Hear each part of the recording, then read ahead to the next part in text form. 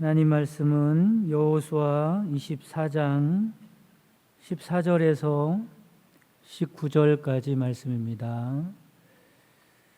여호수아 24장 14절에서 19절까지 말씀, 은혜를 주시는 하나님 말씀 봉독해 드리겠습니다. 그러므로 이제는 여호와를 경외하며 온전함과 진실함으로 그를 섬기라. 너희의 조상들이 강 저쪽과 애굽에서 섬기던 신들을 치워버리고 여호와만 섬기라. 만일 여호와를 섬기는 것이 너희에게 좋지 않게 보이거든 너희 조상들이 강 저쪽에서 섬기던 신들이든지 또는 너희가 거주하는 땅에 있는 아무리 족속의 신들이든지 너희가 섬길 자를 오늘 택하라.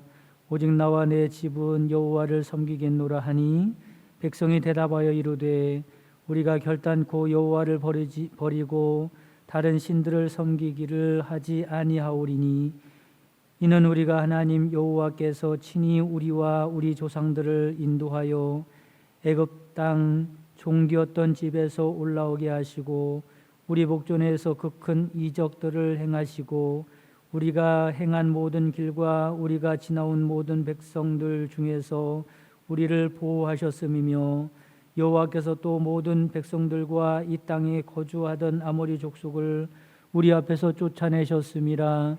그러므로 우리도 여호와를 섬기리니 이는 우리 하나님이심이니이다 하니라.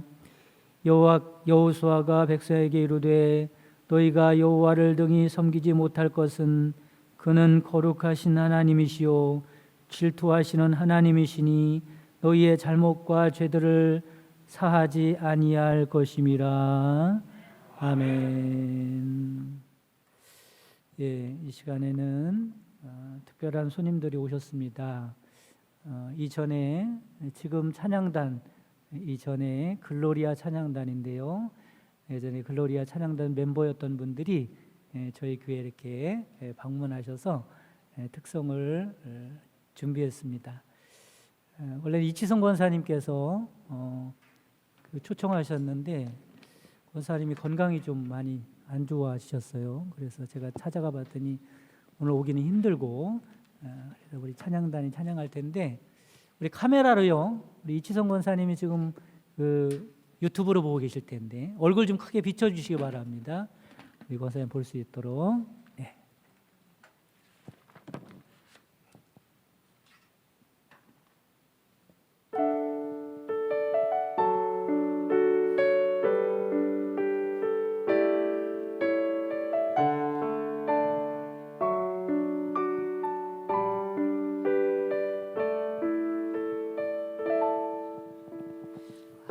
화려하지 않아도 정결하게 사는 삶, 가진 것이 적어도 감사하며 사는 삶, 내게 주신 작은 힘 나눠주며 사는 삶, 이것이 나의 삶의 행복이라오. 눈물 날 일 많지만 기도할 수 있는 것, 억울한 일 많으나 주를 위해 참는 것, 비록 짧은 작은 삶 주 뜻대로 사는 것, 이것이 나의 삶의 행복이라오. 이것이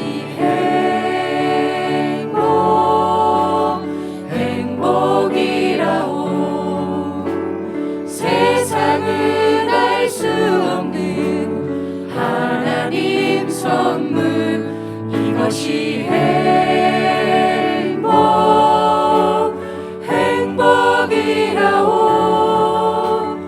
하나님의 자녀로 살아가는 것, 이것이 행복이라오.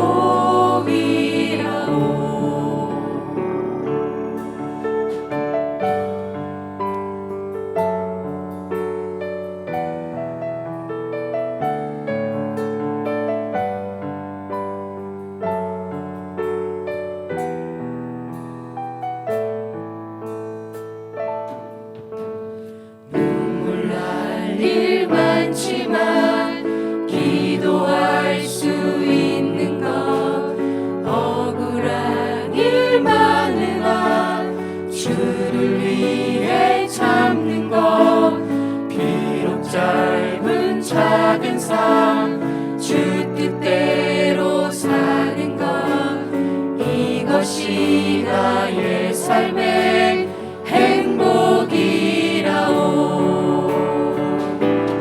이것이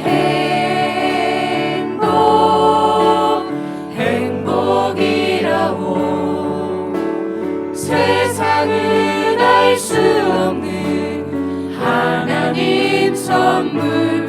이것이 행복이라오.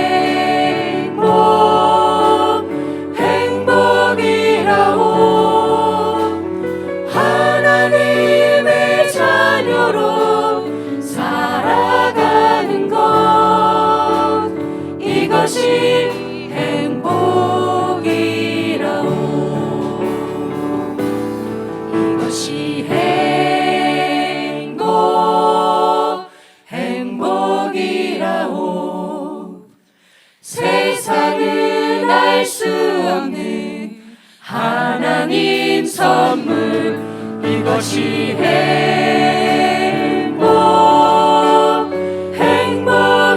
행복이라오. 하나님의 자녀로 살아가는 것. 이것이 행복이라오.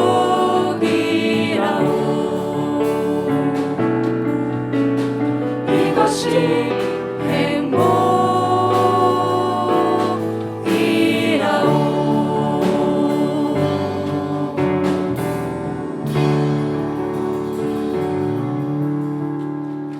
아멘. 할렐루야. 오늘 말씀은 여호수아가 생을 마감하기 직전에 이스라엘 백성들 앞에서 마지막 당부의 말씀, 설교라고 해도 좋습니다. 설교의 말씀을 하고 있는 내용입니다. 어떤 말씀을 했을까? 여러분 짐작컨대 정말로 중요한 말씀을 했을 것 같지 않습니까? 사람이 살다가 오랜 세월을 겪으면서 자손들을 앞에 놓고 마지막 유언을 할 때 내 인생을 집약해서 정말로 중요하다는 것을 유언으로 남깁니다. 마찬가지로 여호수아도 이제 내 인생이 마감을 할 텐데 이스라엘 백성들에게 가장 중요한 신앙의 교훈이 무엇일까를 얘기하고 싶었을 것입니다. 그리고 이스라엘 민족의 지도자로서 또한 이스라엘 백성들에게 무엇을 이야기했을까? 우리들도 참으로 궁금하죠. 바라기는 오늘 말씀을 잘 들으시고 이 말씀을 여러분의 일생의 신앙의 모토로 삼았으면 좋겠습니다. 여호수아는 이 귀한 신앙의 교훈을 남기기 위해서 장소도 특별한 의미가 담긴 장소를 선택하게 되죠. 어디에서 말씀을 증거합니까? 1절에 봤더니 세겜이라는 곳에서 말씀을 증거합니다. 그렇다면 세겜은 어떤 곳일까? 창세기 50장에 보면 요셉이 110세에 애굽에서 죽게 됩니다. 창세기 50장 26절에 보면 이렇게 말씀하죠. 요셉이 120세에 죽음에 그들이 그의 몸에 향 재료를 넣고 애굽에서 입관하였더라 말씀합니다. 요셉이 애굽에서 죽었는데 뭘 했다고 말씀하고 있어요? 입관을 했다는 겁니다. 여러분 입관을 하면 장례가 끝난 겁니까? 안 끝난 겁니까? 아직 끝나지 않은 거예요. 여러분 장례를 치를 때 절차가 있죠. 끝에가 뭡니까? 하관을 해야 합니다. 하관. 입관까지 하면은 장례가 아직 끝나지 않았다 이 말이죠. 그럼 이 장례는 왜 끝나지 않았을까? 그것은 요셉의 유언 때문에 그렇습니다. 창세기 50장 24절 25절 말씀에 보면 요셉이 죽음 직전에 후손들에게 부탁을 하는 거예요. 이런 부탁을 하죠. 지금은 상황이 이래서 우리가 애굽에 살고 있지만 하나님께서 분명히 우리에게 약속을 하셨는데 우리 민족을 다시 가나안 땅으로 들이시겠다고 약속하셨다니, 말씀하셨다니. 그러니 그때 나의 유해를 메고 가서 어디에 장사를 지내라고요? 가나안 땅에 들어가서 장사를 지내라고 유언을 하게 됩니다. 드디어 하나님의 약속대로 가나안 땅에 들어가게 되었고 요셉을 가나안 땅에 장례를 치르게 됩니다. 여호수아서 24장 32절에 또 이스라엘 자손이 애굽에서 가져온 요셉의 뼈를 세겜에 장사하였으니 드디어 요셉의 장례가 여기서 끝나고 있다는 것을 알 수 있습니다. 그러니 세겜이 얼마나 중요하고 뜻깊은 장소인가. 세겜이라고 하는 곳은 어떤 곳이겠습니까? 하나님은 약속하신 것을 반드시 이루신다고 하는 상징적인 장소가 바로 세겜입니다. 여러분, 우리들도 하나님의 말씀을 붙들고 살아갈 줄 믿으시기를 간절히 바랍니다. 요셉은요, 그 뼈를 어디에 묻었어요? 가나안 땅에 묻었습니다. 우리의 뼈는 어디에 묻어야 할까요? 우리의 뼈는 하늘나라에 묻어야 할 줄 믿으시기를 바랍니다. 여러분, 뼈를 묻는다는 말이 무슨 말이에요? 거기서 내가 산다 이 말이죠. 거기가 본향이라는 거예요. 거기서 영원히 산다는 겁니다. 여러분, 우리는 한국 천국 시민이라는 것을 깨달으시기를 간절히 바랍니다. 이 땅에 살고 있지만 하늘의 소망을 두고 사는 사람임을 아시기 바랍니다. 그래서 우리는 이 땅에 살고 있지만 하늘의 기쁨으로 살아가는 사람입니다. 하늘의 소망으로 살아가는 사람입니다. 하나님의 하늘에 적을 두고 살아가는 사람들이다라고 하는 것이죠. 여러분, 하늘의 소망을 두고 믿음으로 살아갈 수 있는 여러분 되시기를 간절히 바랍니다. 또한 세겜은 지독한 아픔의 역사의 추억이 있는 곳이기도 합니다. 야곱이 집을 떠났다가 20년 만에 다시 가나안으로 돌아가게 되는데 그가 제일 먼저 정착한 곳이 바로 세겜입니다. 그러나 야곱은 세겜에 정착해서는 안 되는 사람이었죠. 왜냐하면 20년 전에 가나안을 떠날 때 베델에서 하나님께 약속했습니다. 하나님, 베델로 다시 돌아와서 하나님을 섬기겠습니다라고 약속했어요. 그런데 돌아오다 보니까 세겜이라는 곳에 이르렀는데 그 땅이 비옥한 겁니다. 그래서 결국 그 땅에 주저앉고 말았죠. 이 일로 야곱의 가족사에 큰 비극을 만나게 됩니다. 사랑하는 딸 디나가 몹쓸 짓을 당하기도 하고 친오빠인 루벤과 레위가 잔인한 사륙극을 벌이기도 합니다. 야곱은 세겜에서 하나님의 약속을 불순종함으로 혹독한 대가를 치르게 되었죠. 그러니까 정리해 보면 세겜이라는 곳은 어떤 곳이냐? 하나님의 약속이 얼마나 중요한지 생생하게 역사적으로 증언해주고 있는 장소다라고 하는 겁니다. 지금 이런 특별한 의미가 있는 장소에서 여호수아가 하나님 앞에서 이스라엘 백성들에게 아주 중대한 당부의 약속을 하려고 하는 것입니다. 바라기는 지금 이 약속이 하나님 앞에서 저와 여러분과 맺는 약속이기도 하면 좋겠습니다. 그렇다면 세겜에서 맺으려고 하는 약속이 어떤 약속일까? 14절 말씀에 보면 그러므로 이제는 여호와를 경외하며 온전함과 진실함으로 그를 섬기라는 겁니다. 어떻게 섬깁니까? 너희의 조상들이 강 저쪽에 애굽에서 섬기던 신들을 치워버리고 여호와만 섬기라는 거예요. 만일 여호와를 섬기는 것이 너에게 좋지 않게 보이거든 너희 조상들이 강 저쪽에서 섬기던 신들이든지 또는 너희가 거주하는 땅에 있는 아모리 족속의 신들이든지 너희가 섬길 자를 오늘 택하라. 오직 나와 내 집은 여호와를 섬기겠노라. 약속의 내용을 정리해 보면 이런 겁니다. 나는 오직 여호와 하나님을 섬길 것이다. 너희는 이방 민족들이 섬기는 우상을 섬기든지 하나님을 섬기든지 오늘 택하라. 이렇게 말하는 거죠. 이 말씀을 그냥 문자적으로 볼 때는 어떤 말로 들립니까? 나는 여호와만 섬길 테니 너희들은 우상을 섬기든지 하나님을 섬기든지 알아서 하라. 이런 말같이 들리죠. 그렇죠? 니들 마음대로 하라. 뭔가 좀 이상한 설교를 들립니다. 여러분, 제가 이렇게 설교를 했다 그러면 많은 분들이 속으로 설교를 왜 저렇게 하시나? 여호와를 섬겨라 이렇게 말하지 않고 여호와를 섬기든지 우상을 섬기든지 너희들 편한 대로 마음대로 해라 이렇게 설교를 하고 있는 거예요. 얼마나 무책임한 설교입니까? 그러나 이 말씀의 의미는 그런 의미가 아닙니다. 예를 들면 이런 거죠. 요즘 아이들이 잠을 늦게 자는 경향이 있습니다. 잠을 늦게 자면 어때요? 건강에도 안 좋고 성장에도 좋지 않습니다. 그래서 집 안에서도 잠자는 문제 때문에 부모님들과 신경전이 자주 일어나죠.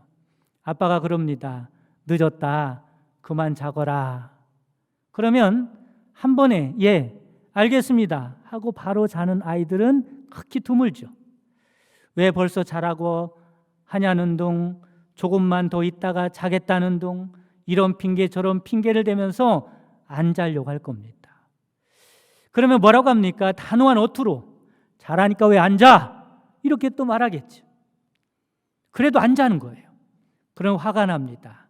그러다가 정말로 화가 나고 통제가 어려워지면 가장 무서운 말로 엄포를 놓습니다. 뭐라고 말하죠? 자든지 말든지 내 마음대로 해봐라 어디. 이 말은 너희들이 자는 것이 좋은지 안 자는 것이 좋은지 잘 판단해 보고 니들이 알아서 결정하라, 이런 말이 아니죠. 말 안 들으면 가만히 두지 않겠다고 최후 통첩을 하는 것입니다. 타협의 여지가 전혀 없는 거죠. 바로 여호수아는 당부가 이런 당부입니다. 절대적으로 하나님만 섬겨야 한다는 말이죠. 우상 숭배는 절대로 허용할 수 없다는 단호하고 강력한 최후 통첩과 같은 말입니다. 그러면 이 말씀을 들은 이스라엘 백성들은 어떻게 대답을 했을까? 16절 말씀에 보면 백성이 대답하여 이르되 우리가 결탄코 여호와를 버리고 다른 신들을 섬기지 아니하오리니 말합니다. 그럼 어떻습니까? 여호수아가 설교를 잘했어요, 못했어요? 목적을 이뤘습니까? 못 이뤘습니까? 목적을 이뤘죠. 설교를 너무 잘했어요. 만약에 제가 여호수아였다면 이스라엘 백성들의 이 반응에 기분이 참 좋았을 겁니다. 그래, 그래야지. 고맙다. 이제 내가 편히 눈을 감을 수 있겠구나. 그러면서 안심하고 감동했을 수도 있을 것 같습니다. 그런데 여호수아의 설교는 여기서 끝나지 않습니다. 여호수아의 설교는 계속되는데 그 다음 말씀이 더 중요한 말씀입니다. 19절 말씀에 보면 여호수아가 백성에게 이르되 너희가 여호와를 능히 섬기지 못할 것이다. 이렇게 말하는 게 이게 무슨 말인가? 이런 말이죠. 장담하지 마라. 내가 단언하건대 너희들은 절대로 하나님을 잘 섬길 수 없을 것이라고 말하는 거예요. 여호수아의 말이 앞뒤가 맞지 않게 보입니다. 앞에서는 잘 섬기라고 했다가 그러면 그렇게 하겠다고 말하니까 이번에는 이스라엘 백성들에게 내가 분명히 말하는데 너희들은 그렇게 하지 못할 거야 이렇게 말하는 거예요. 누구 놀리는 것도 아니고 말이죠. 아마 이 말을 들은 이스라엘 백성들은 화가 났을지 모릅니다. 속으로 이렇게 생각했겠죠. 그러면 우리 보고 도대체 어떻게 하란 말입니까? 그렇다면 여호수아는 왜 이렇게 말을 할 수밖에 없었을까? 이스라엘 백성들의 무엇을 깨닫기를 원하는 것일까? 오늘 말씀의 포인트가 여기 있습니다. 여호수아가 지금 이 말을 하고 싶은 거죠. 여호수아가 강조하고 당부하고자 하는 말씀이 바로 이것입니다. 당장은 하나님을 잘 섬기겠다고 할지 모르지만 그러잖아요. 설교 말씀을 들으면서 예, 제가 하나님을 잘 섬기겠습니다. 그때는 감동해서 그때는 결단을 하는 거예요. 그런데 문제는 그 신앙이, 그 믿음이 변함이 없어야지. 하나님을 섬기는 하나님을 향한 그 마음이 변함이 없어야지. 그런데 그 마음이 변할 것이라고 지금 호통을 치고 있는 거예요. 이스라엘 백성들이 하나님을 섬기려고 해도 섬길 수 없을 거라는 겁니다. 그리고 그 이유는 무엇인지 알려주고 싶은 거예요. 그렇다면 하나님을 섬기고 싶어도 섬길 수 없는 이유가 무엇일까? 그 이유는 앞에서 이스라엘 백성들의 대답 속에 들어 있습니다. 18절에 보면 우리도 여호와를 섬기리니 말을 하는데, 그 앞에 이스라엘 백성들은 그 여호와를 섬기겠다는 이유에 대해서 들고 있어요. 17, 18절을 계속 읽으면 이렇습니다. 이는 우리 하나님 여호와께서 친히 우리와 우리 조상들을 인도하여 애굽 땅 종되었던 집에서 올라오게 하시고, 하나님이 우리를 그렇게 하셨다. 우리 복전에서 그 큰 이적들을 행하시고 이적들도 행하시고, 우리가 행한 모든 길과 우리가 지나온 모든 백성들 중에서 우리를 보호하셨음이며 우리를 보호하기도 하시고, 여호와께서 또 모든 백성들과 이 땅에 거주하던 아모리 족속을 우리 앞에서 쫓아내셨음이라고 말합니다. 그러므로 그런 이유가 있기 때문에, 그런 섬길 만한 조건이 있기 때문에, 그러므로 우리도 여호와를 섬기리니 그는 우리 하나님이시니이다 하니라. 그러니까 우리가 하나님을 섬기는 데는 어떤 것이 있는 거예요? 그만한 은혜를 받았기 때문이라는 거예요. 하나님의 그 은혜에 보답하는 마음으로 섬기겠다는 거예요. 이것을 사랑으로 표현하면 이스라엘 백성들은 하나님을 조건적으로 사랑하겠다고 말을 하는 겁니다. 이게 문제죠. 이 말에 대해서 여호수아는 19절에 이렇게 말합니다. 여호수아가 백성에게 이르되 너희가 여호와를 능히 섬기지 못할 것은 그는 거룩하신 하나님이시오 질투하시는 하나님이시니 말씀합니다. 여기서 질투한다는 말은 뭐가 전제되어 있는 말입니까? 하나님이 너희들을 얼마나 사랑하는지 생각해 보라. 하나님이 너희들을 얼마나 지독히 사랑하는지 생각해 보라는 겁니다. 조건 때문에 왔다 갔다 하는 사랑이 아니라는 거예요. 너희들을 얼마나 사랑하시는, 너희들 무조건적으로 사랑하신 그 하나님의 사랑을 생각해 보라는 겁니다. 이 말씀을 정리해 보면 하나님을 향한 이스라엘 백성들의 마음과 이스라엘 백성들을 향한 하나님의 마음 사이에는 질적으로 큰 차이가 있다는 말씀이죠. 바로 여호수아의 걱정이 여기 있는 겁니다. 이스라엘 백성들이 하나님을 섬기겠다고 말을 하고 있지만 그 섬김의 동기가 조건적이고 보답 차원에서 섬기겠다는 겁니다.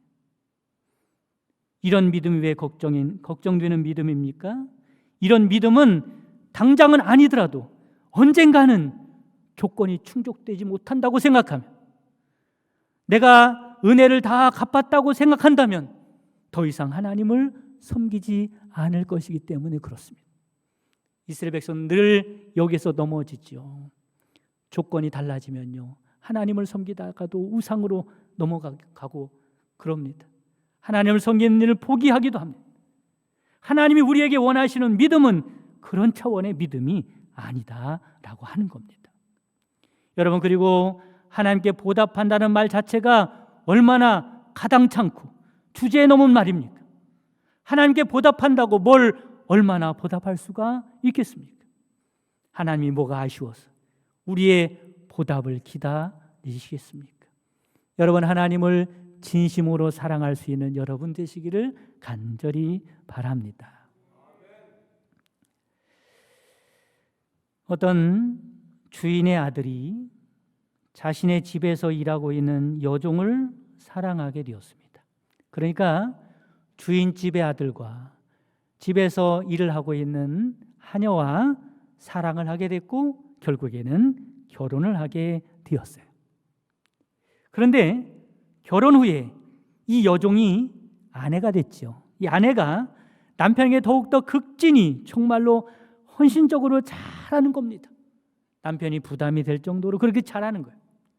그래서 남편이 아내에게 왜 이렇게까지 하는지 물어봤습니다. 이 아내가 대답하기를, 당신 여자에게 베풀어 주신 은혜가 너무 커서 그 은혜를 갚을 마음으로 이렇게 당신을 섬기고 있습니다라고 말하는 겁니다. 여러분, 어떻습니까? 이 말을 들은 남편이 마음이 어떨까? 흐뭇할까? 기쁠까? 아닐 것입니다. 오히려 실망스럽고 안타깝고 마음이 아팠을 거예요. 왜냐하면 그녀와 결혼한 이유는 주인과 하녀와의 관계를 깨고 진실로 사랑하고 싶어서 결혼한 건데, 남편은 아내와 진정한 사랑을 나누기 위해서 결혼했는데 아내는 아직도 하녀로서 남편을 섬기고 있기 때문에 그렇습니다. 조건부 사랑이지요. 여러분, 하나님이 우리에게 원하시는 것은 그런 것이 아닙니다. 어떤 사랑입니까? 온전하고 진실된 사랑을 원하십니다. 섬겨도 하나님을 온전히 사랑하는 마음으로 섬기기를 원하십니다. 그분만이 나의 즐거움이 되고 그분만이 나의 기쁨이 되고 그분을 사랑하기를 원하는 마음으로 사랑하기를 원하십니다.